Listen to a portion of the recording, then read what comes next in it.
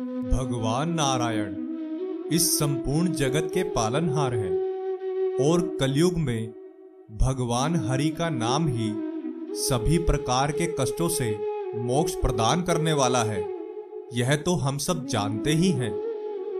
कलयुग में जो लोग भगवान का सदैव मन से चिंतन करते हैं, भगवान विष्णु किसी न किसी रूप में उन्हें दर्शन अवश्य देते हैं और उनका उद्धार भी करते हैं। आज हम आपको कलयुग की एक ऐसी घटना के बारे में बताएंगे जिसे सुनकर आप आश्चर्यचकित रह जाएंगे।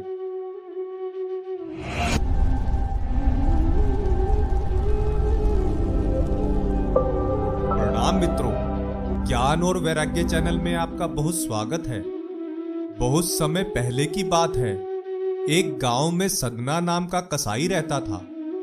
सदना बहुत शांत स्वभाव, वह भगवान विष्णु का परम भक्त था, जो हर समय भगवान नारायण का नाम जपता रहता था। यहां तक कि जब वह मांस को काटता या तौलता, तब भी वह हरि का नाम जपता रहता, जिसे देख वहां के लोग उसके बारे में तरह तरह की बातें करते। देखो कैसा अधर्मी है, मांस काट रहा है और भगवान का नाम ले रहा है। लेकिन सदना बिना किसी की बात सुने हरि नाम भजन में खोया रहता था। एक दिन सदना किसी काम से गांव से बाहर जा रहा था। मार्ग में उसके पैर से पत्थर टकराया। सदना ने उस पत्थर की ओर देखा तो वो काले रंग का गोल पत्थर बहुत चमक रहा था, जिसे देख सदना ने मन में विचार किया कि इस सुंदर पत्थर को तो मैं अपने साथ ले जाऊंगा और यह तो मांस तौलने के काम भी आ जाएगा। सदना इस बात से अनजान था कि वह जिसे पत्थर समझ रहा है वह तो भगवान विष्णु का शालिग्राम स्वरूप है। प्रतिदिन की तरह सदना ने भगवान का नाम लेते हुए अपनी दुकान खोली। कुछ समय पश्चात उसकी दुकान पर एक ग्राहक 1 किलो मांस लेने आया। सदना ने मन में विचार किया कि 1 किलो मांस को तौलते समय इस काले पत्थर को तराजू की दूसरी तरफ रख देता हूं, ताकि इसका वजन भी सही से पता चल सके। भगवान की लीला से अनजान सदना ने तराजू में वो काला पत्थर रखा तो वो 1 किलो मांस के बराबर हो गया। सदना समझ गया कि यह 1 किलो के बराबर है।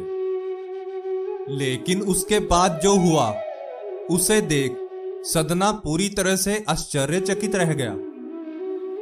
वह जितना मांस तराजू में तौलता, उस काले पत्थर का वजन उतना ही हो जाता। सदना ही नहीं, पूरा गांव उस जादुई पत्थर के बारे में बातें करने लगा।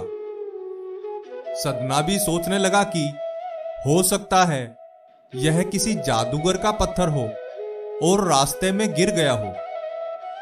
उधर गांव में बात होते होते वहां के मंदिर के पुजारी जी के पास भी यह बात पहुंची। पुजारी जी को भी बड़ी जिज्ञासा थी उस पत्थर को देखने की, इसलिए उन्होंने उस पत्थर को दूर से देखने का निश्चय किया, क्योंकि वह किसी अशुद्ध जगह जाकर अपना धर्म भ्रष्ट नहीं करना चाहते थे। पुजारी जी ने दूर से उस पत्थर को देखा। उसका वजन मांस को तौलते हुए अपने आप बढ़ घट रहा था।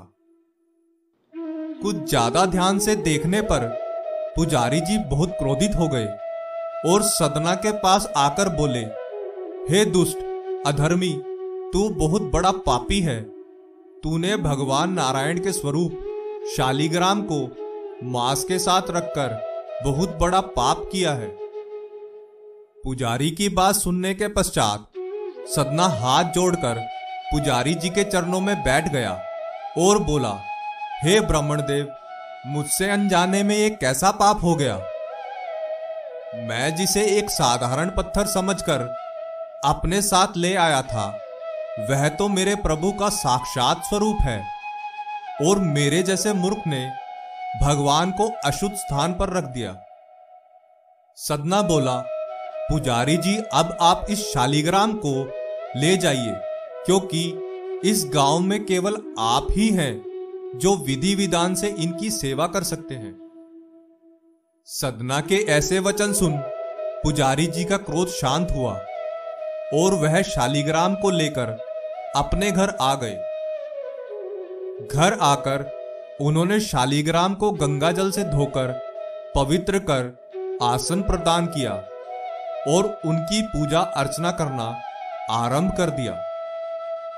कुछ दिनों के बाद भगवान विष्णु पुजारी जी के सपने में आकर बोले, मैं आपके द्वारा की गई मेरी सेवा से बहुत प्रसन्न हूं, परंतु मैं यह चाहता हूं कि तुम मुझे फिर से सदना के पास छोड़कर आओ। भगवान के ऐसे वचन सुन ब्राह्मण बोला, प्रभु कृपया आप मुझे बताएं कि मुझसे ऐसी कौन सी भूल हो गई है जो आप मुझे छोड़कर जाना चाहते हैं, और वैसे भी वो स्थान आपके रहने लायक नहीं है। वह स्थान अशुद्ध है और वहां बहुत सारे जीवों का मांस और खून पड़ा रहता है। भगवान ब्राह्मण की बात सुनकर बोले, सदना मेरा परम भक्त है, क्योंकि वह बिना किसी लालच के सच्चे मन से हर समय मेरा नाम लेता रहता है, और जो भी मुझे सच्चे मन से याद करता है मुझे उसके पास रहने में बहुत आनंद प्राप्त होता है। इसलिए मैं सदना के पास ही रहना चाहता हूं। यह कहकर भगवान अंतर्ध्यान हो गए।